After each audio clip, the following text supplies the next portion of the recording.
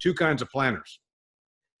I had a planner that I said, I need something in 20 minutes that says this, and they could pull it off. And in 20 minutes, we're putting the word out and we're changing and making something happen.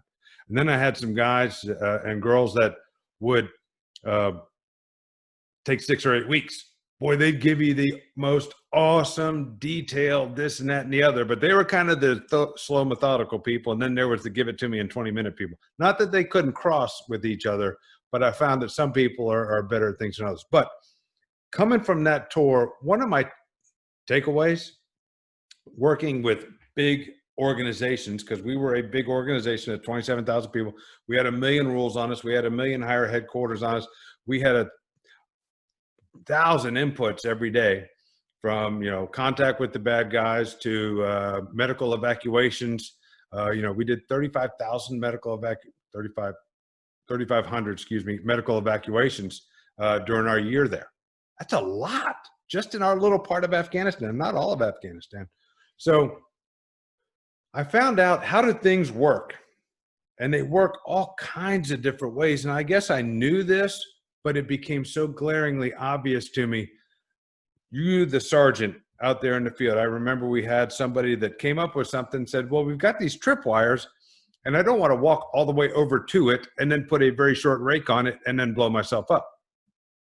And some sergeant came up with the idea of having this rake that you threw or shot out. I forget how it worked. And it would go really far out there. And then they would use water cannons to blow and then figure out where the wires are.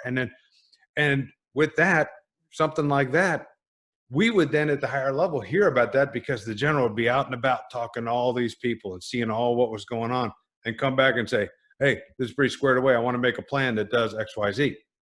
And he found that out from the lowest level of getting out there and seeing what his people were doing, them talking to him with the advocates of their commanders and everyone else saying, this is what we're doing. And we invented this, sir. And he said, wow, let me take that back. And we come up with a plan.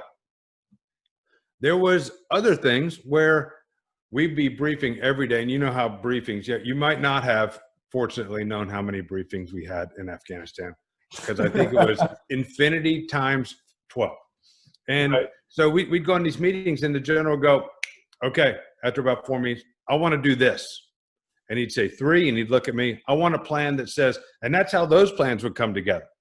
And we'd find out when we needed them, and we could see where he was going. We could see what kind of info ticked that off and made him say, I want a plan that does this. So we knew what he was talking about. We could ask him questions. We could give him, and it just really hit me that your biggest plans can come from the lowliest person in the mailroom coming up with something that really makes sense and saves you money or does something, all the way up to the biggest CEO saying, this is the direction we're going, and everything in between.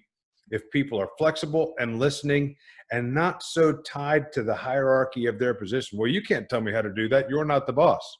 Right. Actually, no. What we want is thinking, feeling people everywhere who know where we're trying to go, and they're just helping the team just by being there and paying attention.